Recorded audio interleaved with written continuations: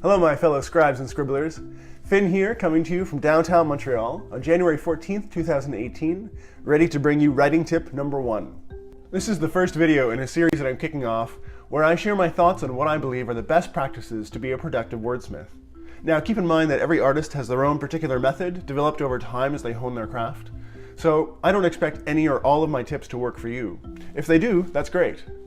My channel here on YouTube, which is just taking off, will feature other types of videos as well, but I believe that there is some merit in me adding my own advice and opinions into the mix when it comes to creating tips for creative writers. I feel I can bring a fresh perspective to the table based on my personal experiences as an author who's been writing creatively for the last 20 years. If you want to know more about my fantasy novels, you can find more information about them in the description below. So what have I got to say about creative writing? Well, I'm going to tell you, but first a word from our sponsor.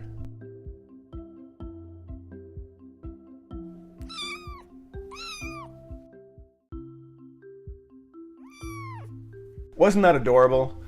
I think that every writer needs to get a cat.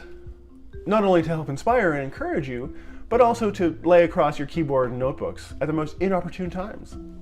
That's not writing tip number 1, by the way, but maybe it should be. Get a cat. Equal parts amusing and annoying. No, but for reals this time, here we go. Writing tip number 1. Expose yourself.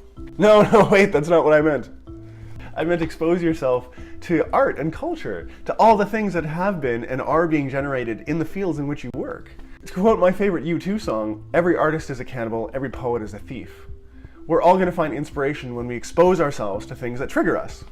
Movies, short stories, and novels, oh my. We live in a day and age where we're inundated with media and stories, so there's no shortage of things to expose yourself to.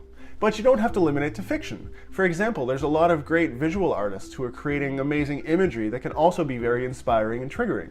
They do say that a picture is worth 1,000 puzzle pieces? Unless, of course, you get one of those 2,000-piece puzzles, but those just take forever to make, and who has the time with all this writing to do? Another common saying for you, truth is stranger than fiction. Now, I'm not too sure about this one myself, since the kind of fiction that I like is pretty weird and twisted, but the point is that you can also find inspiration in nonfiction. If you look at our own histories, you can find some really amazing stories, like the tragedy of Pompeii that got wiped out when Vesuvius exploded, or how they finally found a way to measure longitude. You can leaf through scientific journals and discover that the first plastics were created in order to win a huge cash prize in a contest that had been established to find alternative materials for billiard balls. Or you can read articles about how it might rain diamonds on Neptune. The sources where you might find inspiration are limitless. But what do I mean when I say finding inspiration? Well, here's an example for you. Let's say that you're at the cinema and you're in the middle of watching a movie that's been long anticipated, that you've been really looking forward to, and before it's even over, you find yourself in need of pulling out a notebook and a pen and scribbling down furiously all of these ideas that are suddenly racing through your head. However, when I talk about drawing inspiration from the works of others, there are a few things to keep in mind. Don't just rip off the plot of something that you've just seen or read and copy it out beat for beat. The idea is to let it inspire your own creation, and there are a couple of different ways that I've experienced this. The first is what you might call the spin-off, which, as I say that, I realize it sounds as though I'm talking about creating maybe a new series in the extended universe of something that you're already familiar with.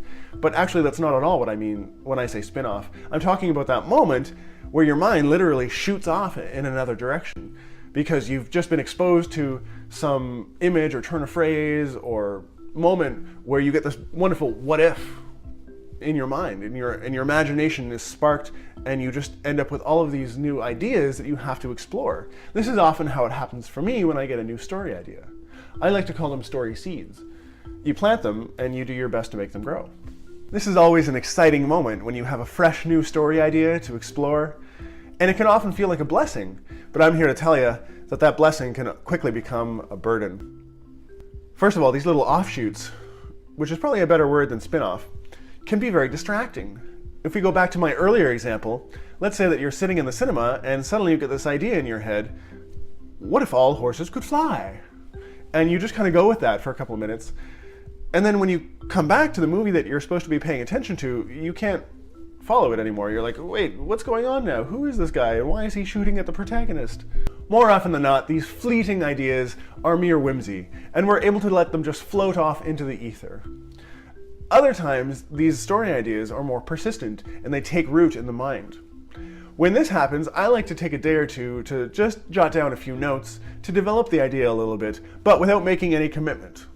That's another aspect of this blessing-burden dichotomy. I don't want to become encumbered with another tale to tell, another book to draft and edit, unless I feel like I can tell a really compelling story that's got something worthwhile to say. At this point, I have 9 separate books that are all works in progress at various stages of development, and I don't need another tail to ink, another mouth to feed, unless I feel like it really has something of value to bring to the world. When I get a new story idea, I like to take down notes, mainly just to get it out of my head, but also so that I can reference it later. That's the beauty of having these little spin-off ideas on record, which is one of the tricks of the trade, is that you can plant the seed, but you're not obliged to foster it.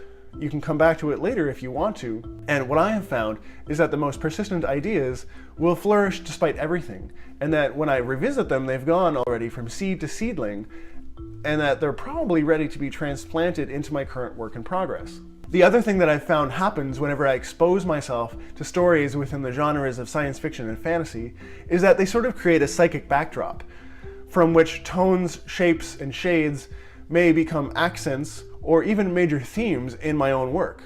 For example, when I first saw the Disney Pixar film WALL-E, I wasn't particularly inspired to take down any notes. But it settled into my psyche so that later on, I found that I had unconsciously lifted a major plot point from that film for one of my novels. I only became conscious of it later on when I was able to draw certain parallels, which luckily were not too numerous or too obvious.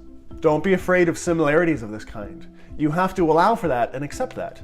As creators of art, we're also consumers of art, and we're going to be borrowing from one another endlessly. The trick is to do it well. Obviously, you want to give some thought to originality, and as you examine your own work, you should be able to tell if you've borrowed well. But it can be argued that even a simple rehash has value, as we can see in this modern trend of movie reboots. Star Wars is the perfect example of taking story parallels too far. It's not hard to see that The Force Awakens is a simple rehash of A New Hope. Personally, I was fine with all of the similarities between the two films right up until the end, when it was revealed that the First Order had a new Death Star, a planet-killing weapon of mass destruction that needed to be obliterated. That, for me, was just going one step too far. Although I still enjoyed the film immensely. A good example of borrowing well can be found in The Matrix, which is my favorite movie of all time. But The Matrix itself is hardly original. The premise, humans as batteries, had never been done before, but we can find humans as consumables in Soylent Green, or we can find humans versus machines in the Terminator franchise. Even the archetypal roles and the hero's journey that we find in The Matrix are pretty much identical to what you find in Star Wars, with Luke going off with Obi-Wan to learn how to use the Force, just like Neo went off with Morpheus to learn all about the Matrix. Even the concept of the Matrix itself, a computer program so sophisticated that it can fool the human brain into thinking that a virtual reality is real, was presented in the book Neuromancer, wherein it was literally called The Matrix. Now, all of these works are their own, and they're all original enough to stand on their own without being a thinly veiled copy of one another. In this way, all of the science fiction that has come before sets the stage for all that will come next. The same thing with fantasy.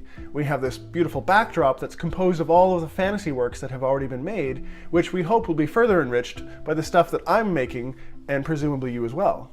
It's expected that there will be some procreation in amidst all of these collected works. And in order for you to create progeny of merit, I think it's your duty as a writer to wade into that gene pool up to your eyeballs. Now there's an image.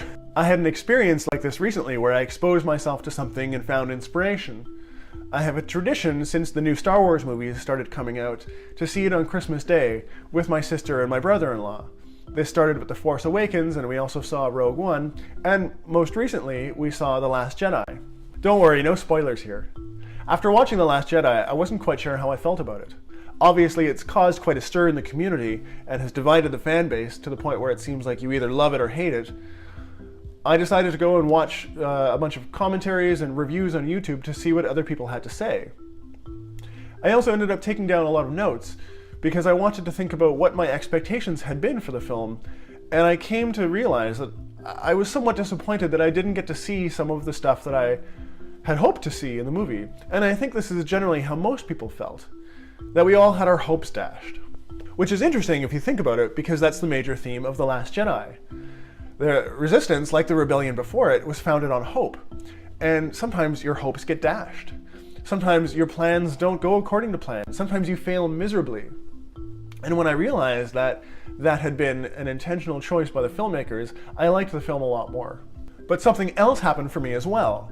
After watching The Last Jedi, I was inspired to write. I didn't get much down, only a couple of pages, but it was enough. In fact, I was satisfied after writing down just 2 words, the chapter title of the next chapter in my work in progress, which I had tasked myself to write. I'm currently in the middle of my 9th and final novel, The Last Ambit, and I assure you that the similarities in titles between The Last Ambit and The Last Jedi, purely coincidence. I wrote the first half of this book last winter with the intention of setting it aside for the summer and then coming back to it this winter. In December, I was able to write chapter 19, but it was a bit of a struggle, and the story was stalling. I wasn't really finding the momentum that I was looking for, so I decided to just let it develop in its own time. So what inspired me in The Last Jedi was they do this nice callback to the first movie, A New Hope, where you have this scene with Luke Skywalker and he's watching these 2 suns setting. I was also thinking a lot about brothers and sisters. In The Last Jedi, they place a lot of weight on the relationship between Luke and his sister Leia. Now, I'm very close with my sister, but we had a little altercation this past summer, and we haven't yet cleared the air. So while I was happy to see her over the holidays, I was also thinking about what we could do to patch things up. Anyway, I followed this train of thought and I came up with the phrase binary system. Those 2 words, which is what I used as the chapter heading for my new chapter.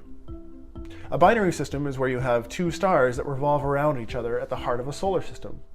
But the word binary also has another strong connotation when we think about computer coding and computer languages, all the ones and zeros that make up perhaps a matrix of virtual reality. So I was really excited about this double meaning. Nothing makes me happier than being clever, after all. Well, that's not true. There are a few things that make me happier, but this is not the right time or place to be talking about those. So I opened up my computer and I wrote that down, binary system, as the chapter heading for chapter 20, and I was really pleased with that. My hero would go to a solar system where there were 2 twin stars that were called the Sisters. And you can see that I wouldn't have come up with this if I had forced the story on before the time was right. As it was, I waited and I was gifted with what was needed. That's the essence of what I'm saying here with writing tip number 1, that art is a gift made by the artist who wants to share it with the world.